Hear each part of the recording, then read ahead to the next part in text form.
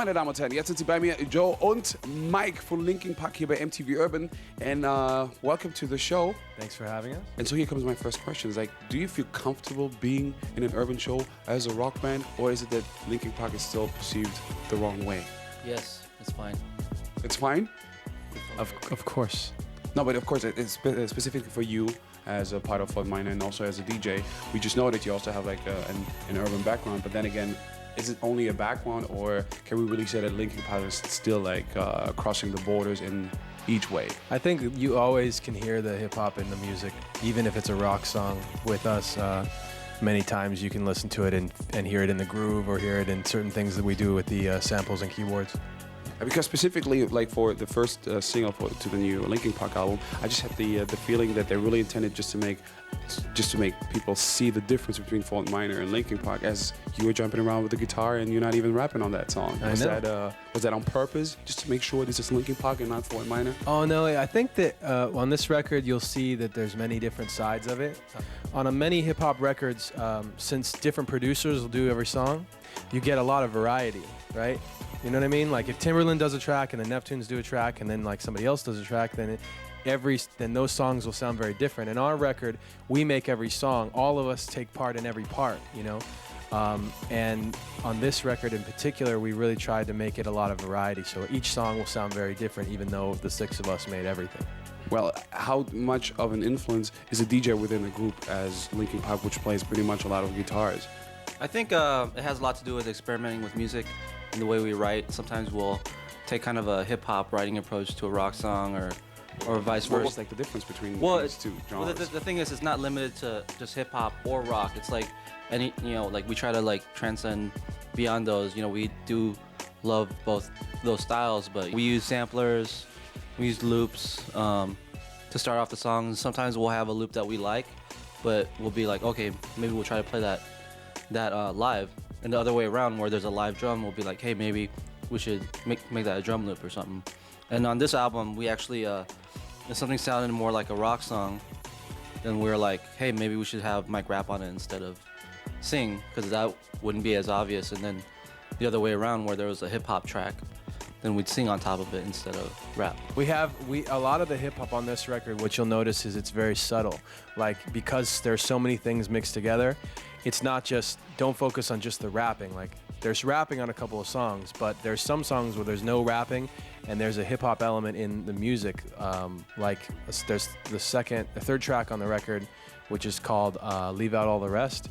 If you took out the vocal, it would basically be almost like a Fort Minor song. Like there's a big beat behind it, you know what I mean? That's the background, the backbone of the song. All right, then, as it's now time for some music, something that you should know. This rapper called Jay-Z and this other band like Linkin Park together, very successful song, Numb, hier on MTV Urban. Gleich gibt es mehr von Mike und Joe. Thank you for making all that noise tonight. We really appreciate it. You're far too kind. Can I get an encore? Do you want more? Cook and roll with the Brooklyn boys for one last time. Need y'all to roll. Now, what the hell are you waiting for? After me, there should be no more. So for one last time, people make some noise. Who you know fresher than whole? Riddle me that. The rest of y'all know where I'm lyrically at. Can't none of y'all mirror me back. Yeah, hear me rap. It's like Hand G rapping his prime. I'm Young H.O. raps Grateful Dead. Back to take over the globe and to break bread. I'm in Boeing Jets, Global Express. Out the country, but the blueberries still connect. On the low, but the yacht got a triple deck. But when you young, what the fuck expect? Yep. Grand opening, grand closing. Goddamn, your manhole crack the can open again. Who you gonna find open in head with no pen? Just draw up inspiration. Who you gonna see? You can't replace him with cheap imitation. Can I get an encore? Do you want more? Cook and roll with the Brooklyn boys. So for one last time, I need y'all roll.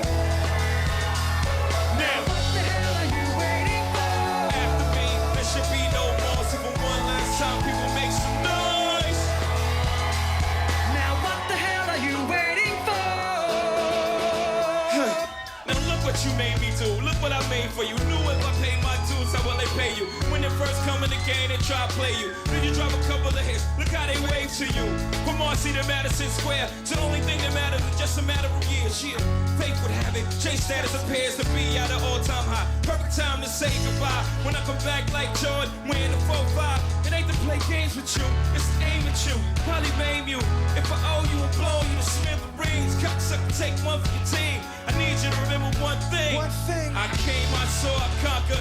Record sales, sold out concerts. So motherfucker, if you want this encore, I need you to scream until your lungs get sore. Tired of being what you want me to be. Feeling so faithless, just under the surface. I don't know what you're expecting of me. Under the pressure, walking in your shoes. Every step that I take is another mistake to you. And every second I waste is more than I can take. I've become so numb, I can't feel you there. Become so tired, so much more aware. I'm becoming this. All I want to do is be more like me and be less like you. Become so numb. Can I get an encore? Do you want more?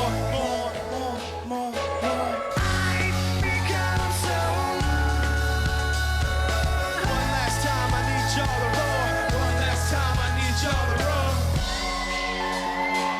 Linkin Park mit Jay-Z waren das gerade und Numb. Wir haben ja zuvor noch gerade über das Verhältnis Linkin Park und Fort Minor ja so ansatzweise gesprochen, also beziehungsweise, dass ja auch auf dem Linkin Park Songs drauf sind, die so ein bisschen an Fort Minor erinnern, aber natürlich möchte ich wissen, wie ist es denn für Mike, der wirklich bei beiden Projekten mit dabei ist, also bei Fort Minor und Linkin Park, damit umzugehen? Well, of course, I see it must be kind of like sometimes complicated, but then again, there must be quite a benefit being in these two successful projects, Fort Minor and Linkin Park. So, wouldn't it be like a great thing for you just to be an opener for Linkin Park in order just to charge twice then the money? It's exhausting. I don't know. We actually tried to do that. We did a show. We did 4 shows as Linkin Park in Tokyo, and God, what was the other place? Was it Nagoya? We did two shows with Fort Minor right before the Linkin Park shows. So I played 4 shows in like 36 hours. I had to apart from doing the shows, I didn't talk all day just to make sure that I could save my voice so I could do all the shows. Then again, when it's about production, I believe sometimes you have like some great ideas. Ego-wise, how do you decide which production is going to be like the right one for Minor? Then again, which is going to be the good one for Linkin Park? And how do you involve all the other Linkin Park band members in that process? It's actually our process in general. When we were writing, it was very democratic. Like we'd all just vote on what was making the most sense for the songs. And I think in a lot of cases, the song just sounds like something, like it just tells you what it wants to be. Like sometimes I'll make something and I listen to it and say that's probably a Linkin Park song, and that's when it's probably something else. Like just you never know though, because something sounds like it could be for one, maybe it's more interesting for it to be for the opposite. In other words, like I had a song that was I thought would be a good Linkin Park song, and we listened to it and it didn't quite fit in with the band, and I thought, okay, maybe I don't know why that's not working. But then Styles of Beyond, and this song that wasn't working for the Linkin Park thing, all of a sudden I thought about it and I gave it to them. We just put vocals on that, and that'll be released later this summer.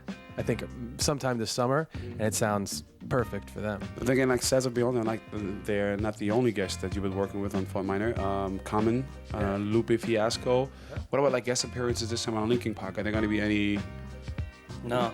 No. We generally take it to like we generally try and keep it in house. You know what I mean? Like when we make a record, it's about what can the band achieve.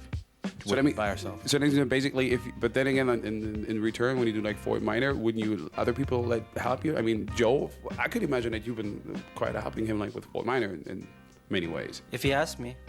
You didn't? Joe was on one song? Yeah, that's why. Yeah, I was on a song. Didn't you actually just started with him Fort Minor? You didn't ask me.